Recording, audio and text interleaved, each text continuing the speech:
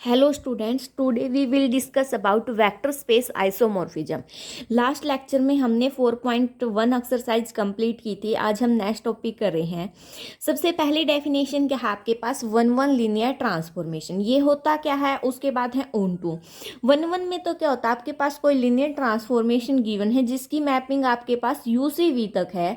वो one one कब होगा, इफ फॉर ऑल हमने दो वेक्टर स्पेस लिए यू से, कैपिटल यू से, इस मैपिंग वाले से, वो दोनों अगर नॉट इक्वल हैं, अगर उनके ऊपर लिनियर ट्रांसफॉर्मेशन लगाए वो भी नॉट इक्वल आ जाए तो हमारे पास क्या बनेगा, 1 to 1.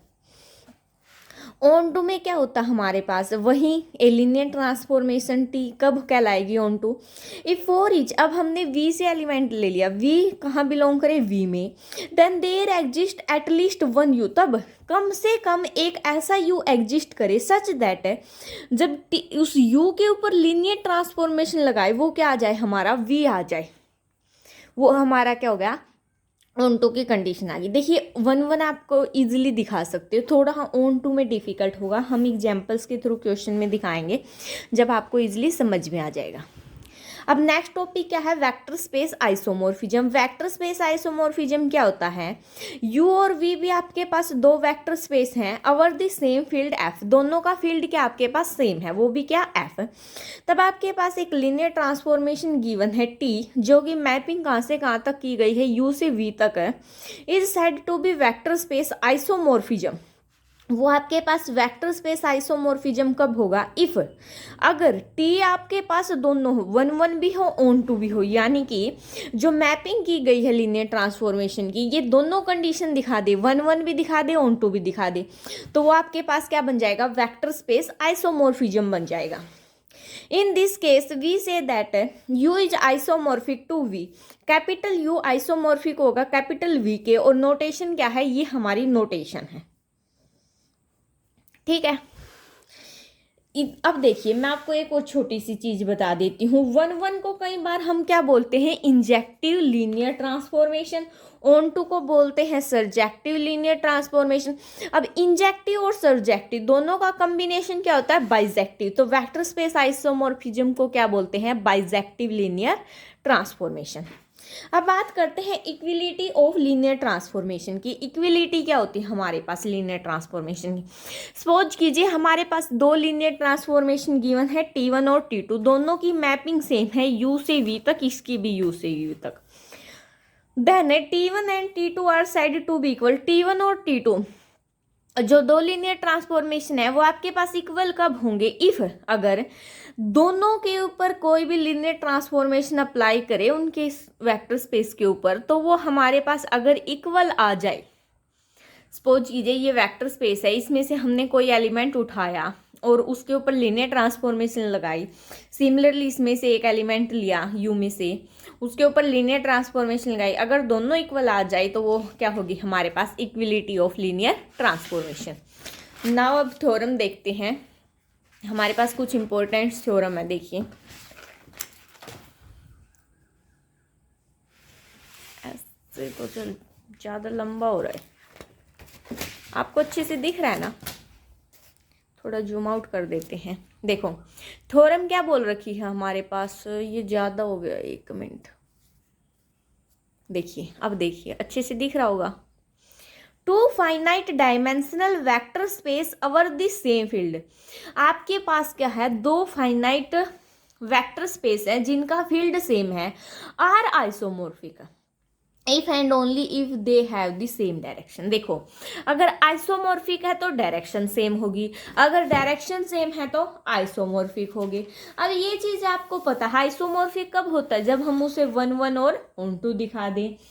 और डायरेक्शन सेम कब होती है, यानी कि सॉरी डायरेक्शन सेम कब होती है, जैसे डायमेंशन ऑफ यू हमारा किसके इक्वल आ जाए, डायमेंशन ऑफ वी के.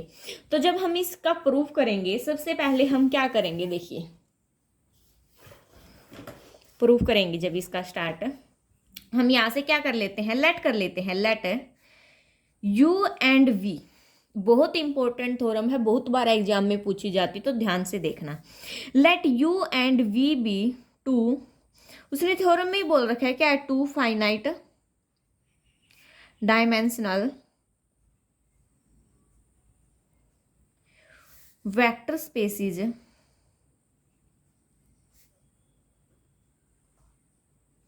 Over the same field. ये चीज़ तो हमें हमारे पास पहले से गिवन, हमने तो बस लेट की है, फील्ड एफ लेट कर लिया और डायमेंशन क्या लेट कर ली, यू एंड वी। ये हमें गिवन भी था, बस थोड़े में से लिखा है। पहले हम क्या लेके चलेंगे, आइसोमॉर्फिक है, डायरेक्शन सेम दिखाएंगे, उसके बाद अगर डायरेक्शन सेम है तो आइसोमॉर्फिक दिखाएंगे, ठीक है। कन्वर्सली में इफ एंड ओनली की कंडीशन में सुफिशिएंट कन्वर्सली भी दिखाना पड़ता है और जनरली भी दिखाना पड़ता है, ठीक है। तो सबसे पहले हम क्या लेके चलेंगे, यहाँ पर केस फर्स्ट लेट कर लेती हूँ मैं, केस फर्स्ट लेट कर लेती हूँ मैं, क्या u है जो वो आपका आइसोमॉर्फिक है किसके, v के। अगर u आइसोमॉर्फिक है v के, देन सो दैट क्या करना पड़ेगा हमें, सो दैट डायरेक्शन इक्वल दिखानी पड़ेगी, यानी कि डायमेंशन ऑफ u हमें किसके इक्वल दिखानी पड़ेगी, डायमेंशन ऑफ v के। ये चीज अब हमें क्या करनी है, शो करनी है। सिंस हमें पता है अगर u आइसोमॉर्फिक है किसके, v के, सो देयर एग्जिस्ट, तब आपके पास क्या एग्जिस्ट करेगा, a 1:1। आइसोमॉर्फिक कब होता है, जब 1:1 हो और क्या हो, ऑन टू लीनियर ट्रांसफॉर्मेशन हो, यानी कि दोनों चीज आपके पास क्या हो जाए, एग्जिस्ट कर जाए, तो वो हमारे पास क्या होगा, आइसोमॉर्फिक होगा। यानी कि टी की मैपिंग आपके पास कहां से कहां तक है, यू से वी तक। अब मैं क्या करती हूँ, इफ ए कोई मैं सेट लेट कर लेती हूँ, ए कोई सेट है हमारे पास u1 u2 up to so on un, जिसमें कितने एलिमेंट हैं, n एलिमेंट है।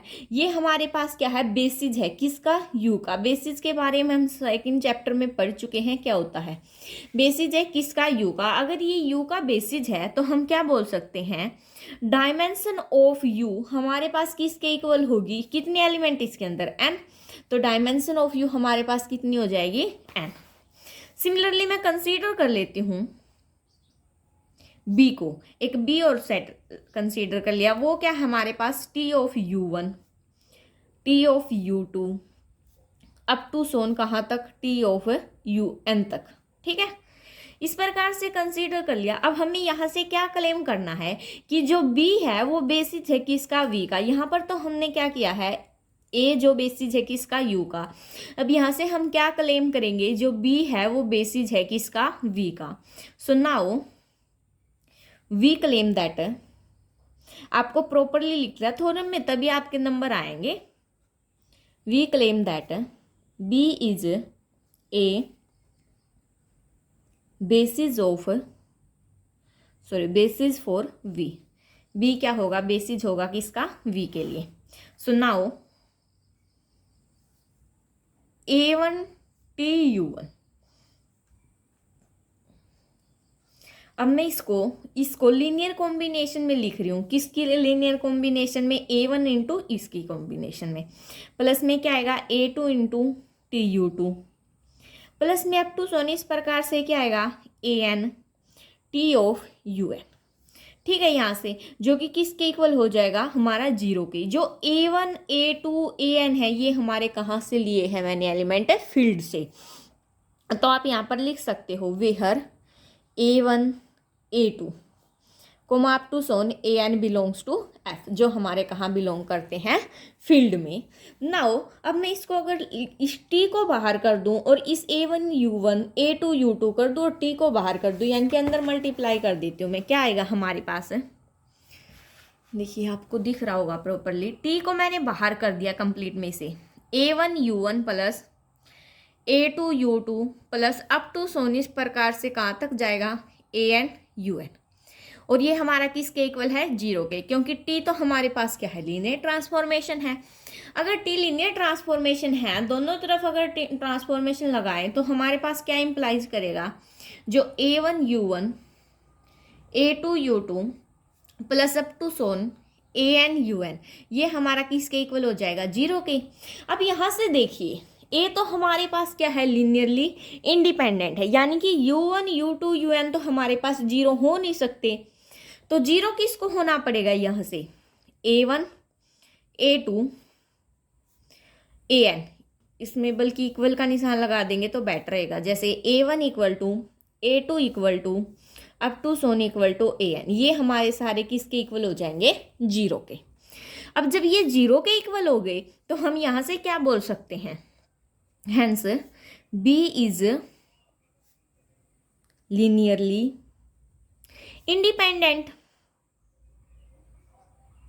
बी हमारे पास क्या आ गया? लीनियरली इंडिपेंडेंट हो गया। देखो हमने तो क्या दिखाना था? बेसिस दिखाना था किसका? वी का। अब इंडिपेंडेंट तो हो गया यहाँ से। अब हम क्या करेंगे कि बी किसको स्पैन करेगा? वी को। अगर वो बी उसको स्पैन कर जाएगा, और देखो स्पैन कर गया, इंडिपेंडेंट तो हो गया हमारे पास, DENT इंडिपेंडेंट तो हो गया। अब स्पैन और कर जाए अगर, तो वो हमारे पास क्या बन जाएगा? बेसिस बन जाएगा किसका? वी का।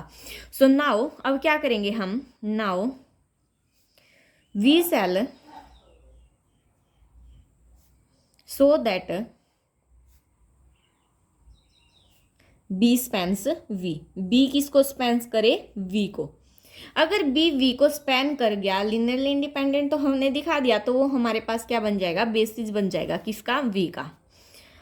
इफ या लेट कर लेते हैं, जो स्मॉल वी है वो कहाँ से बिलोंग कर रहा है? हमारा कैपिटल वी से। कोई भी आर्बिट्रेरी है, देन सिंस जो टी है वो हमारे पास क्या होगा? ओन टू होगा। अगर ओन टू होगा तो there exist U belongs to U such that, इस प्रकार से एग्जिस्ट करेगा। जो टी ऑफ यू है वो हमारा किसके इक्वल आएगा? वी के। ये चीज कहाँ से आई? मैं भी अभी दिखाती हूँ आपको। ओन टू लीनियर ट्रांसफॉर्मेशन की डेफिनेशन यही थी ना आपके पास। A linear transformation is said to be onto if V belongs to V, so there exist at least one U belongs to U such that, ये कंडीशन। तो हमने onto की डायरेक्ट ये कंडीशन यूज कर दी यहाँ पे। Direct तो क्यों की है? हमने हर चीज को यहाँ पे लिख के दिखाया है, ठीक है।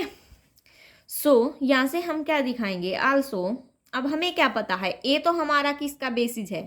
ए इज बेसिस ऑफ यू। ए हमारे पास किसका बेसिस है? यू का।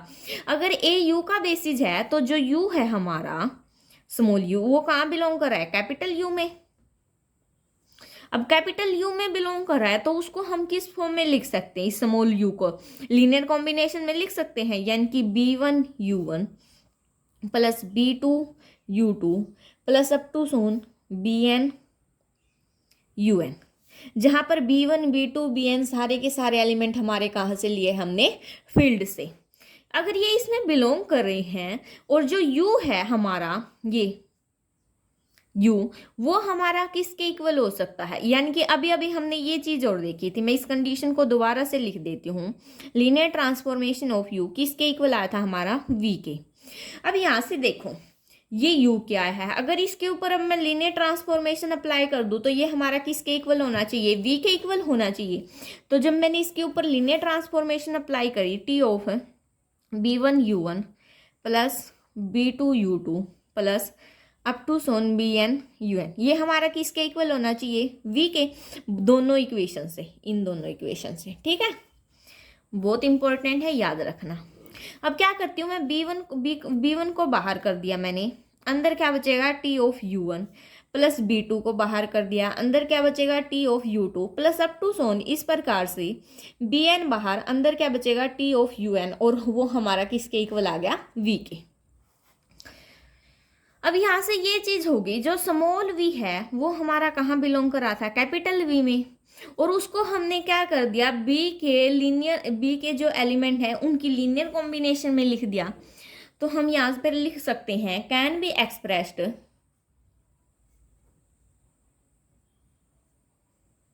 As a linear combination of elements of B के एलिमेंट्स की लीनियर कॉम्बिनेशन में लिख दिया। यहाँ से हमने अगर बी के एलिमेंट की लीनियर कॉम्बिनेशन में लिख दिया, यानी कि तो बी हमारा किसको स्पैन कर गया?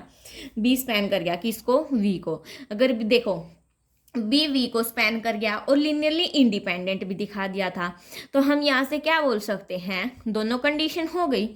तो देखिए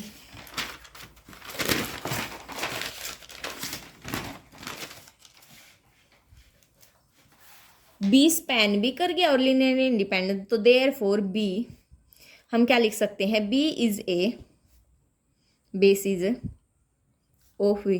तो बी किसका बेसिस बन गया, वी का। अगर बी वी का बेसिस बन गया तो बी के अंदर हमने कितने एलिमेंट लिए हैं, एन। तो जो डायमेंशन ऑफ वी है वो हमारे पास किसके इक्वल हो जाएगी, एन के। अब देखो इसको मैं नाम दे देती हूँ इक्वेशन नंबर 2, और मैंने अभी अभी देखो डायमेंशन ऑफ यू भी किसके इक्वल आया था, एन के। इसको फर्स्ट नाम दे देती हूँ। तो हम यहाँ से क्या लिखेंगे, from equation first and second we get, जो डायमेंशन ऑफ यू है वो हमारा किसके इक्वल हो जाएगा, डायमेंशन ऑफ वी के। क्योंकि राइट इक्वल हैं तो लेफ्ट भी आपके पास क्या हो जाएंगे, इक्वल। तो हम आइसोमॉर्फिक लेके चले थे, हमने डायमेंशन सेम दिखा दी, एक मिनट, ठीक है, हमने डायमेंशन सेम दिखा दी। सॉरी स्टूडेंट, एक छोटी सी मिस्टेक हुई है। यहाँ पर जो क्वेश्चन की थ्योरम है ना, यहाँ पर डायमेंशन आएगा।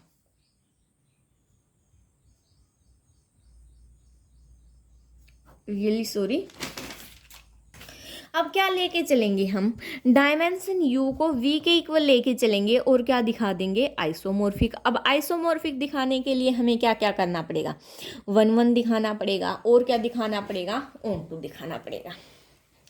यही 2 चीजें दिखानी पड़ेंगी ना। तो कन्वर्सली अब क्या कर लेते हैं हम, लेट कर लेते हैं क्या, डायमेंशन ऑफ यू हमारे पास किसके इक्वल होगी, डायमेंशन ऑफ वी के। अगर ये दोनों इक्वल हैं तो जो मैं u1 u2 up to so on un, ठीक है, एक तो ये, एंड एक ले लेती हूँ v1 v2 up to Son vn। ये आपके पास क्या है, बेसिस होंगे किसके, u और v के, are basis of u and v के। ये आपके पास u का बेसिस है और ये v का बेसिस है। अगर ये u और v के बेसिस हैं तब हमारे पास है क्या होगा, देन देयर एग्जिस्ट, क्या एग्जिस्ट करेगा, ए लीनियर ट्रांसफॉर्मेशन, एक लीनियर ट्रांसफॉर्मेशन एग्जिस्ट करेगी टी कहाँ से कहाँ तक, u से v तक, सच दैट, इस प्रकार से, किस प्रकार से एग्जिस्ट करेगी, अगर आप t ऑफ यू आई लो वो किसके इक्वल आ जाए, v ऑफ i के। देखो जैसे t ऑफ u1 v1 के, u2 v2 के, u3 v3 के, इस प्रकार से। ठीक है, अब हम क्या कर लेते हैं, लेट कर लेते हैं जो u है हमारा वो कहाँ बिलोंग कर रहा है, कैपिटल U में। तो u अगर इसको मैं लीनियर कॉम्बिनेशन में लिख सकती हूँ, यानी कि u हमारा किसके इक्वल हो सकता है, a1 u1 a2 u2 plus up to so on an un, जो कि कहाँ बिलोंग करेगा, कैपिटल ऑफ u में। ठीक है, अगर ये कैपिटल u में बिलोंग कर गया तो हम अब इसको लीनियर t के ऊपर लीनियर ट्रांसफॉर्मेशन लगाएंगे, t ऑफ u। तो ये हमारा किसके इक्वल हो जाएगा, t ऑफ, ये सारा एज इट इज। अब यहाँ पर एक बार तो ये सारा एज इट इज आएगा, फिर a1 को बाहर निकाल दिया, अंदर क्या बचेगा, t of u1 plus a2 को बाहर निकाल दिया, t of u2 plus up to so on an बाहर, t ऑफ un। यहाँ से a1 देखो, अब t ऑफ u1 किसके, u1 अगर मैं i के स्थान पर 1 पुट करूँ तो क्या आएगा, v1 आएगा। अगर मैं 2 पुट करूँ तो v2 आएगा, यानी कि इसके स्थान पर क्या आ जाएगा हमारे पास, v1 plus a2 v2 plus up to so on an v of n। ठीक है, अब पता चल गया ये क्यों अप्लाई की थी। अब यहाँ से ये चीज़ होगी तो जो t ऑफ u है वो हमारा कहाँ बिलोंग कर जाएगा, v में। यहाँ से v बिलोंग कर गया। अब हम क्या दिखाएंगे, लीनियर ट्रांसफॉर्मेशन तो दिखा दिया, अब हम क्या दिखाएंगे, t is 1 to 1। Now we shall so that क्या करना है, t इज 1 to 1, t हमारे पास क्या है, 1 to 1 तक है। सबसे पहले लेट कर लेते हैं, जो t ऑफ u है वो हमारा किसके इक्वल होगा, t ऑफ u डैश के, जहां पर u और u डैश दोनों ही आपके कहाँ बिलोंग कर रहे हैं, u में। ठीक है। अगर ये दोनों इसमें बिलोंग कर रहे हैं, मैं दोनों के ऊपर लीनियर ट्रांसफॉर्मेशन के अंदर अगर एलिमेंट लूँ तो वो भी इक्वल आएंगे।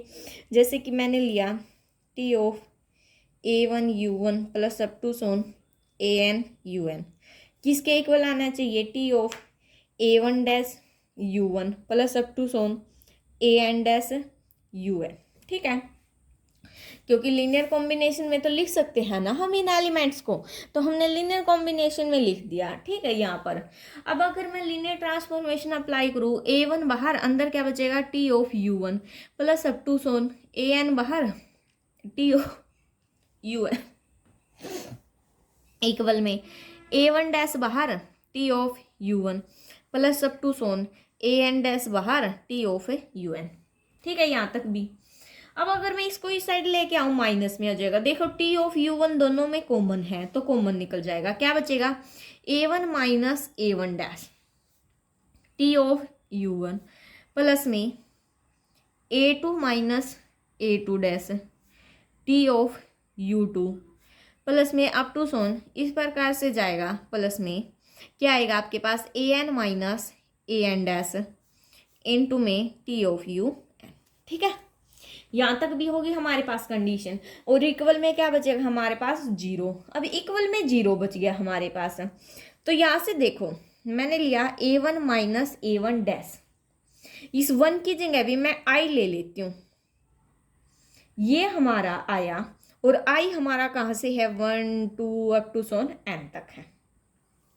और u हमारा किसके इक्वल था, u डैश के इक्वल था, लेके चले थे हम।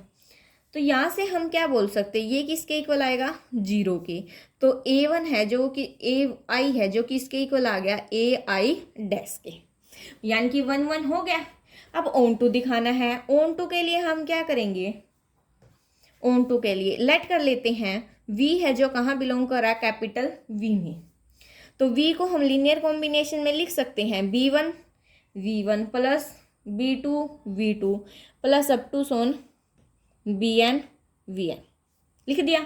यहाँ से क्या करेंगे, लीनियर ट्रांसफॉर्मेशन लगाएंगे, b1 बाहर t of v1 plus b2 बाहर t of v2 plus up to सोन इस प्रकार से bn बाहर t ऑफ vn। ठीक है, फर्दर अब यहाँ से तो ये लगाया हमने। अब देखो t तो बाहर, अंदर क्या बचेगा, b1। t ऑफ v1 किसके इक्वल आएगा, u1 के, u1 plus b2 of u2 plus up to so on bn of un। ठीक है, अब u हमारा ये सारा का सारा हमारा किसके इक्वल हो जाएगा, u के। जब ये सारा का सारा u के इक्वल हो गया, यानी कि जो v है वो हमारा किसके इक्वल आ गया, t ऑफ u के। ऑन टू के लिए हमें यही चीज दिखानी पड़ती है, तो हम यहाँ से क्या लिख देंगे, t इज ऑन टू। देखो t11 भी हो गया, लीनियर ट्रांसफॉर्मेशन भी हो गया, ऑन टू भी हो गया, तो हम लिख सकते हैं हैंस जो u है हमारा वो आइसोमॉर्फिक हो गया किसके, v के। अब देखो डायमेंशन सेम लेके चले तो आइसोमॉर्फिक दिखा दिया, आइसोमॉर्फिक लेके चले तो हमने क्या दिखा दिया, dimension is same. It's very very important theorem, हर बार लगभग एग्जाम में पूछी जाती है, एग्जाम पॉइंट ऑफ व्यू से बहुत इंपॉर्टेंट है ये थ्योरम। नेक्स्ट थ्योरम देखते हैं।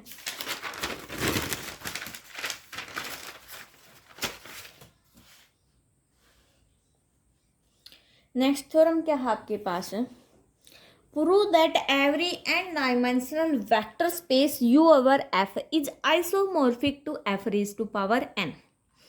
ये थ्योरम आपको बुक में से करवा रही हूँ क्योंकि लिखना ज़्यादा पड़ रहा है और अब आपको पता चल चुका है लीनियर ट्रांसफॉर्मेशन कैसे अप्लाई करते हैं वगैरह वगैरह। सो देखिए,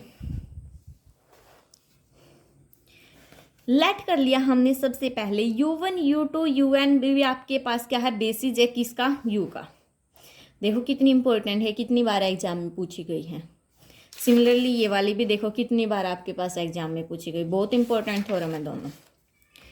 तो जो स्मॉल u है हमारा कहाँ बिलोंग करेगा, कैपिटल U में। अगर इसमें बिलोंग कर गया और बेसिस भी है तो हम उसको लीनियर कॉम्बिनेशन में लिख सकते हैं a1 u1 a2 u2 a1 a2 an, ये हमारे कहाँ से लिए गए, हमने फील्ड से। अब हमने डिफाइन कर ली लीनियर ट्रांसफॉर्मेशन, u से कहाँ तक है, f raise to power n तक, क्योंकि यही हमें दिखाना था ना isomorphic, such that t of u के ऊपर जब लीनियर ट्रांसफॉर्मेशन लगाए तो ये एलिमेंट आ गए हमारे पास, और u हमारा कहाँ बिलोंग कर रहा है, कैपिटल U में। लेट कर लिया अब हमने v को भी लीनियर ट्रांसफॉर्मेशन मतलब कॉम्बिनेशन में लेट किया इस प्रकार से कि वो कहाँ बिलोंग कर जाए, u में।